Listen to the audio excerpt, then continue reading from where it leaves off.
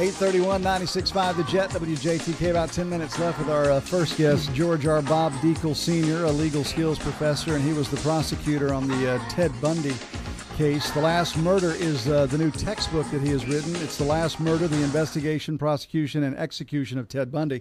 Before we were got to the break, he was talking about how Bundy picked up his last victim, which was a junior high student here in Lake City. And he picked her up after she went to retrieve her purse after leaving it in the auditorium on a rainy, cold day in February.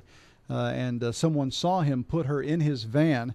But as you mentioned going into the break, they just thought it was a father with his daughter who was picking her up because of, sick or just some reason to pick her up at school. Exactly. This particular fireman had worked 3 consecutive shifts and was extremely fatigued.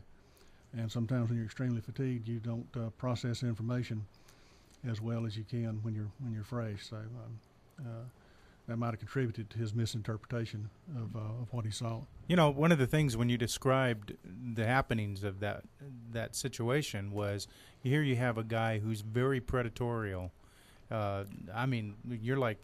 You could almost compare it to a lion in the wilderness looking for prey. And he's searching for it, and then he goes. He's not waiting for her to come to him. He went to her, and that's a you can't teach your kids something like that. That's a bold, predatorial statement made by somebody who isn't empathetic to people at all. Exactly, and activity like this is why a lot of serial killers get caught.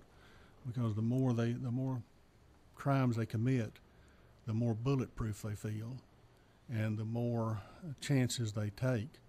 And to do what he did in broad daylight on a busy street in the middle of a town, that was not really something that would be done by somebody who was trying not to get caught, worried about getting caught. Yeah. He felt bulletproof. He didn't think he was gonna.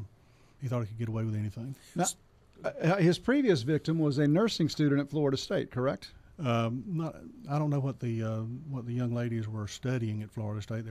There was 4 victims in that event. 2 were killed, and 2 were rather seriously injured. I think it was 4. That's memory serves. Might have been 3. But one was a student at the Chi Omega sorority house, and one was a young lady who may or may not have been a student, I can't recall, who lived in an apartment building a couple of blocks down the road from the Chi Omega house.